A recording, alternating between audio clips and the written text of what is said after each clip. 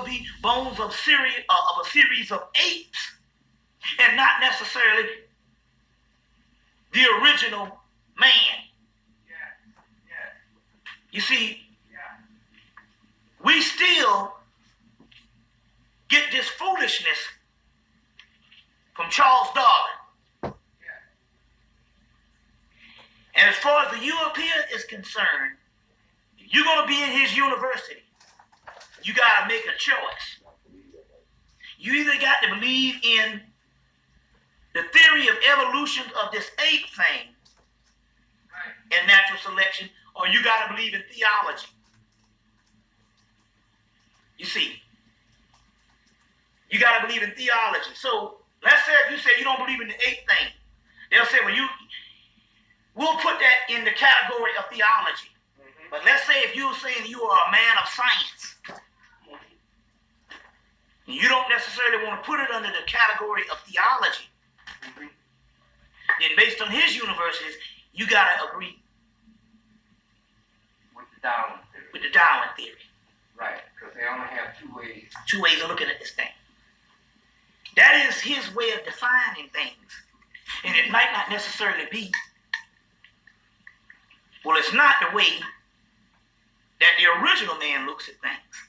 And so what we're talking about here is a political way to still shut us out of ancient history by lessening the timeline so that somehow he can fit his way as being the ancient man or not far removed from the ancient man. You see what I'm saying? I want you to hold this thought for a minute. What we're saying here is we're going to have to say if we are the greatest people that ever graced this planet, and if we are so advanced as Egyptians, then we're going to have to believe in what the Egyptians say, what the ancient Africans say. And there's a saying, Alvin Boyd in his book, Who is This King of Glory, and the book Lost Light, one of John Henry Clark's scholars that he likes to quote a lot, this book, Who is This King of Glory? Correct.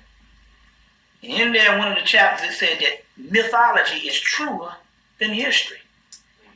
That means that someone has come in, and over the course of the last couple of 100 years, let's say European scholarship at its apex that we are involved in, it is mainly late 1800s, when we were thrust in this thing, late 1800s and the 20th century.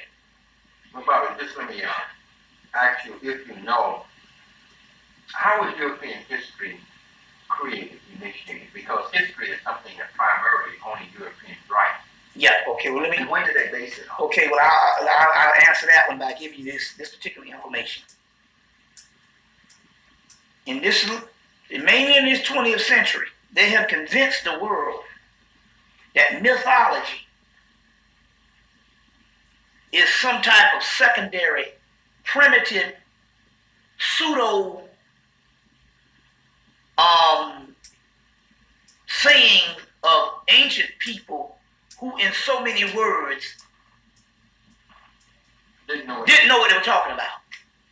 This is more of mind control and by design to cover up truths of history. In Jeremiah's book, Natural Genesis, he said that the word mythology in Africa is called mutu, which means truthful history, or truthful sayings. So because someone tells you that mythology is basically a lie, because we even use it in terminologies, well, that's a myth, as to say that it is unimportant or less important than what he defines as truth and reality. So when we look at mythology, we have a different view on it. My mother, when I was trying to explain to her about Isis and Osiris. She was like, well, that's mythology. Give me something else. That's mythology.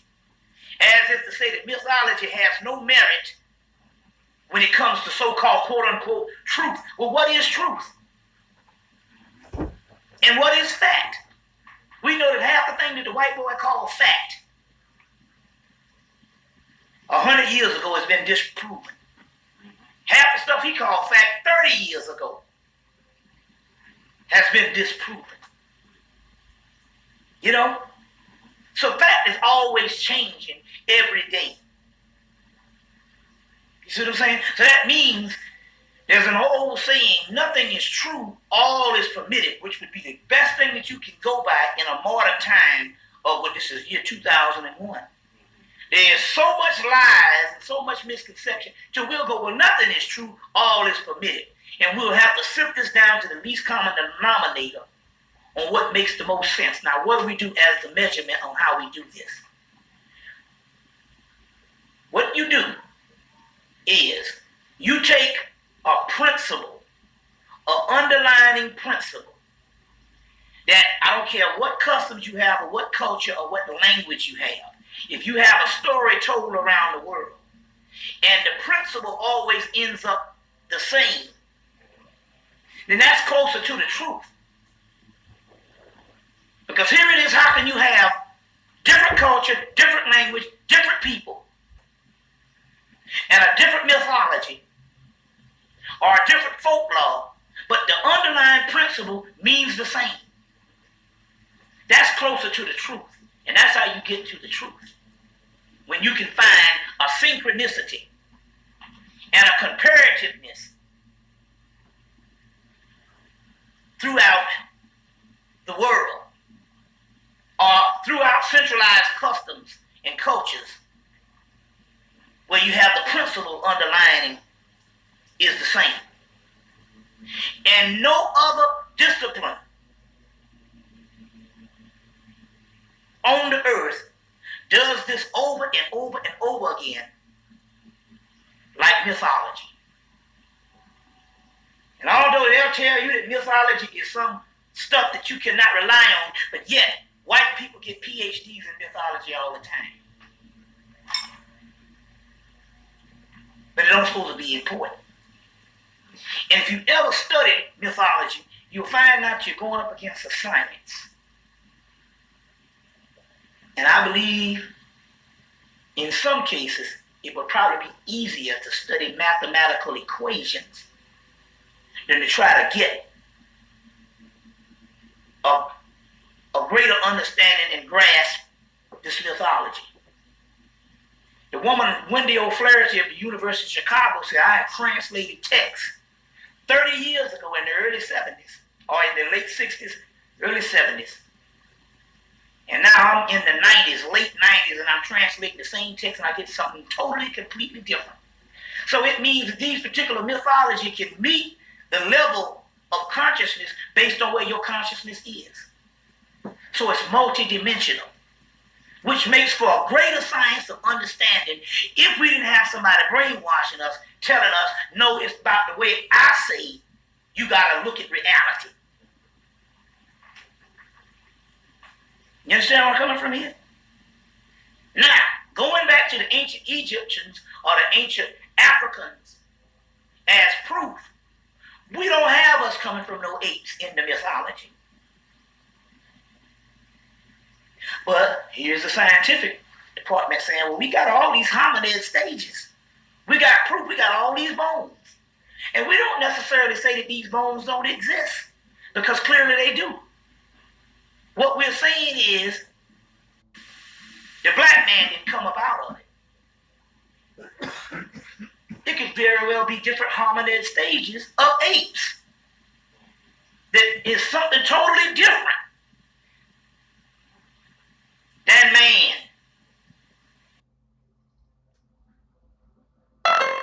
Get a great deal on the CR-V at the Honda Summer Clearance Event today.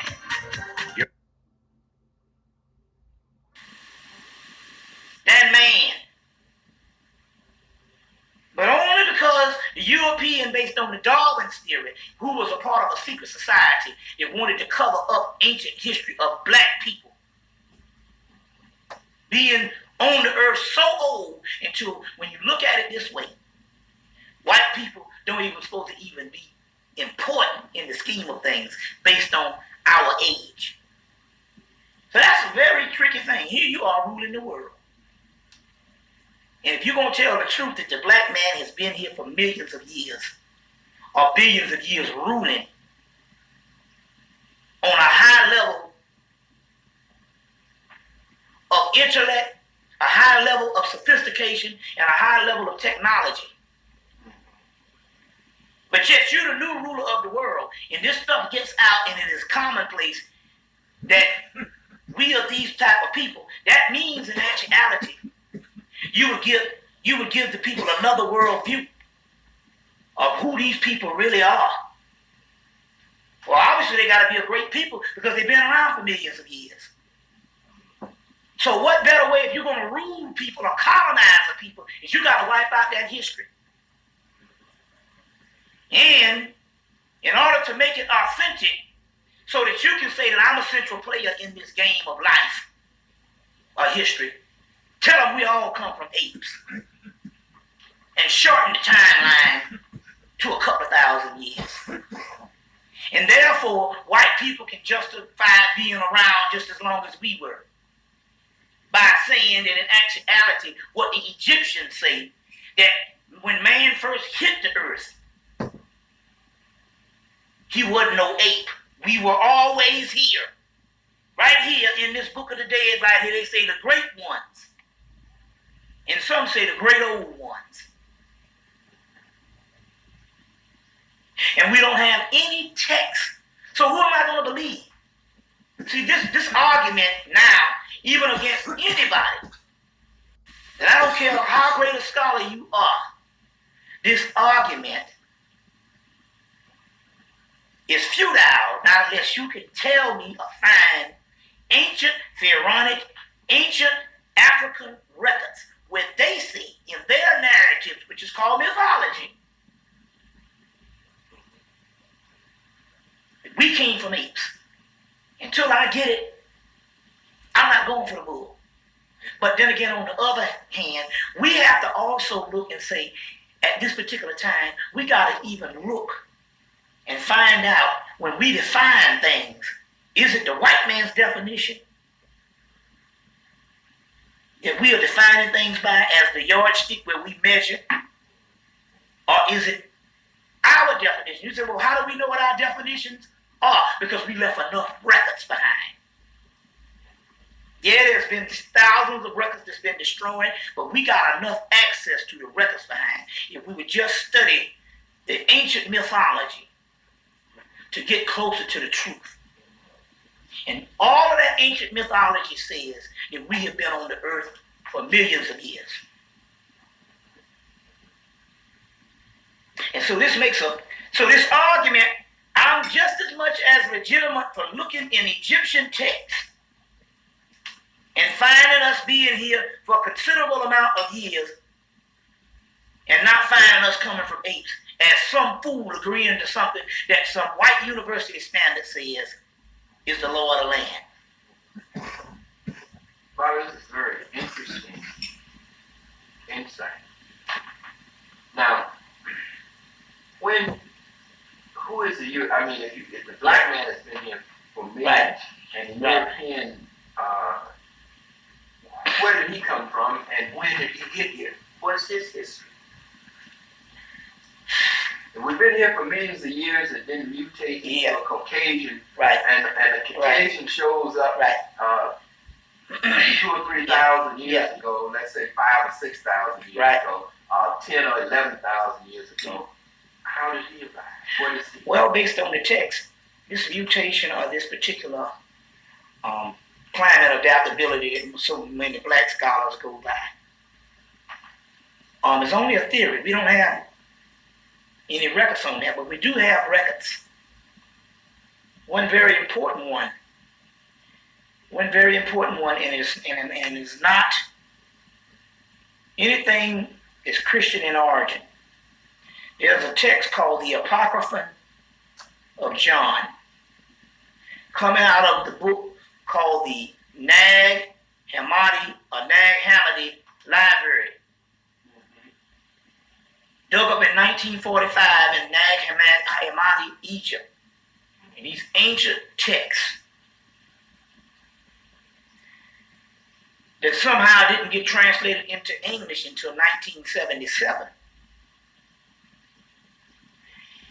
But in these texts, especially that Apocrypha of John, they clearly state that you have the original person, what they call the true beings, and then you have what is called a counterfeit spirit or a later spirit or a later being that is separated from the original being by a single essence, which means in actuality you can have a physical body, but that essence that they're separated is the melanin. So now all of a sudden, I don't want to hear a theory when we have texts like this showing up. You see, in text at the Ramesses V tomb of Temple of Abydos in the Holy Land, where they say that the Egyptians and the West Africans created the white man. Now wait a minute, you said as a text at Abydos? Yeah, Temple of Ramesses V, Biblium El Manuk. To quote it, you can find it documented in Gerald Massey's Book of the Beginnings, Volume 1, page 27. And you can also get a fuller story of it in Sheikh Anta Diop's book, Ancient African Civilization, Myth or Reality, which, the African Origins of Civilization, Myth or Reality, where he talks about the Tamahu, which means the Tamahu,